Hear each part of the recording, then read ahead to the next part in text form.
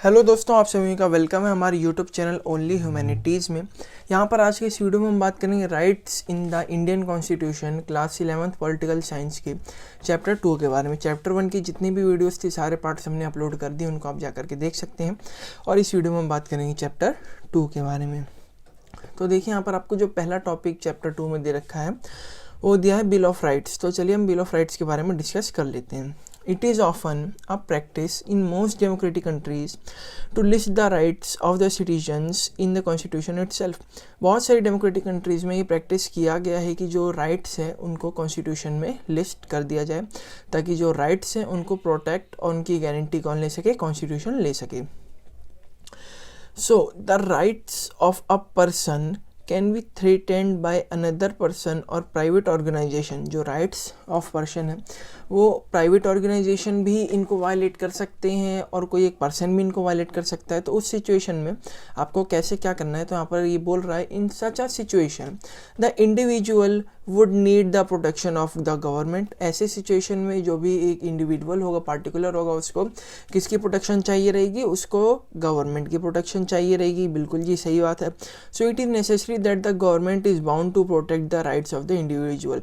सो ये नेसेसरी होना चाहिए कि जो गवर्नमेंट है वो बाउंड टू ये राइट्स को प्रोटेक्ट करने के लिए बाउंड हो जाए।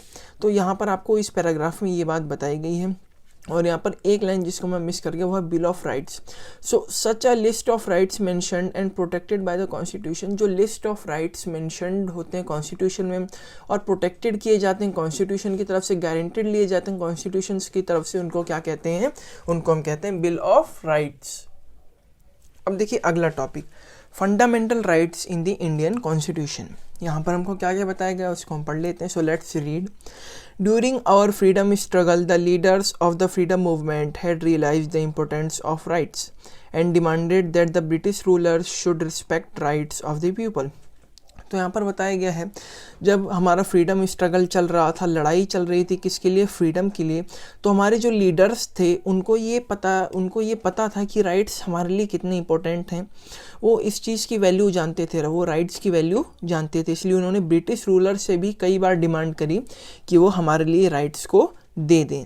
सो अगले लाइन से हम यहाँ पर कंटिन्यू करते हैं। The constitution listed the rights that would be specially protected and called them fundamental rights. Independence होने के बाद जो कॉन्स्टिट्यूशन था हमारा, उन्होंने कुछ राइट्स को बनाया और उसको क्या बोल दिया, फंडामेंटल राइट्स बोल दिया। और यहाँ पर ये भी बताया कि ये प्रोटेक्टेड किससे रहेंगे, इनको कौन प्रोटेक्ट करेगा, इनको कॉन्स्टिट्यूशन खुद इटसेल्फ प्रोटेक्ट करेगा।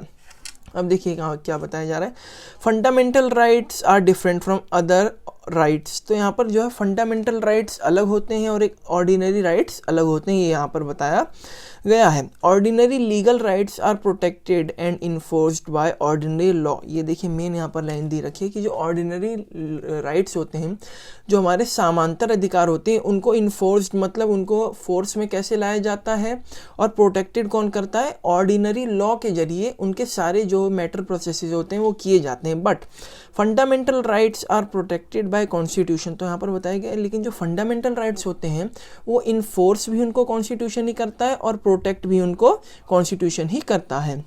अब देखिए यहाँ पर main line, ordinary rights can be changed by ordinary process of law.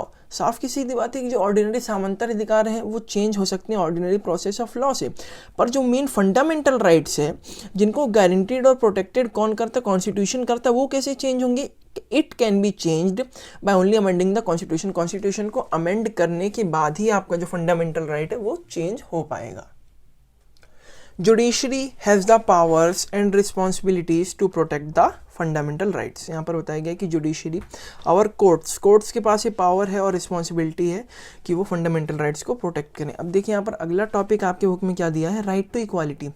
अब देखिए राइट टू इक्वालिटी के बारे में हम लोग बचपन से पढ़ते हुए आ रहे हैं, इसको ज़्यादा एक्सप्लेन करने की भी ज़रूरत नहीं है। Right to equality provides for equal access to public places like shops, hotels, place of entertainment। तो right to equality जो right है हमको क्या प्रोवाइड करवाता है, ये इक्वालिटी प्रोवाइड कराता है शॉप्स में, होटल्स में, पब्लिक प्लेसेस में और बहुत सारी जगहों पे। There cannot be any discrimination on the grounds of caste, race, religion and sex। The practice of untouchability is one of the bad thing done by the society. Untouchability मतलब छुआछूत जो होता है कि जो दलित हैं वो मंदिर में नहीं जा सकते, तो ये सारी चीज़ें जो है ये सोसाइटी को खाती चली गई।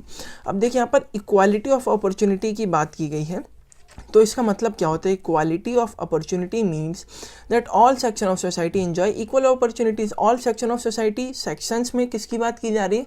ऑल कास्ट ऑफ सोसाइटी जो है वो एंजॉय करेगी इक्वल अपॉर्चुनिटीज़। यहाँ पर equal of opportunity, equality of opportunity का मतलब ये दिया गया है। अब देखिए अगला टॉपिक हमारे पास क्या अवेलेबल कराया गया है, राइट टू फ्रीडम। देखिए राइट टू फ्रीडम के बारे में भी हम लोग बचपन से पढ़ते हुए आ रहे हैं, पर उनके एक्सेप्शंस जो हैं वो हम अब पढ़ेंगे। राइट यहाँ पर हमको बताया गया equality is most essential right in a democracy. Equality और फ्रीडम दोनों ही इसेंशियल राइट हैं डेमोक्रेसी के अंदर। Liberty means freedom of thought, expression and action. अब देखिए ये लाइन मैंने यहाँ पर इसलिए डाली थी क्योंकि कई बार क्वेश्चन आ जाता है कि difference between right to freedom and right to liberty. तो फ्रीडम मतलब हर एक चीज़ का फ्रीडम यहाँ पर हो जाएगा, पर लिबर्टी मतलब only right to liberty means only freedom of thought, आप कुछ भी सोच सकते हैं, और फ्रीडम ऑफ एक्सप्रेशन मतलब आप कुछ भी एक्सप्रेस कर सकते हैं सोसाइटी के सामने अपने थॉट्स को, एंड एक्शन तो लिबर्टी में ये आ जाएगा। However it does not mean freedom to do anything that one desires.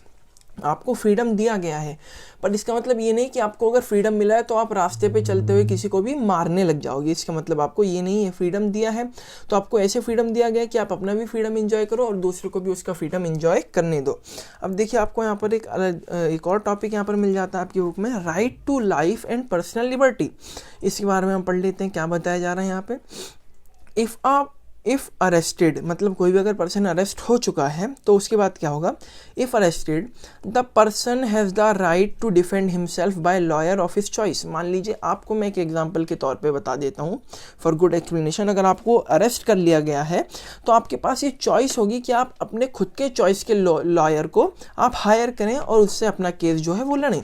Also it is mandatory for the police to take the person to the nearest magistrate within 24 hours. ये police के लिए mandatory हो जाएगा कि जो arrested person है उसको magistrate में 24 आवर्स के अंडर में वहाँ पर पहुँचा दें।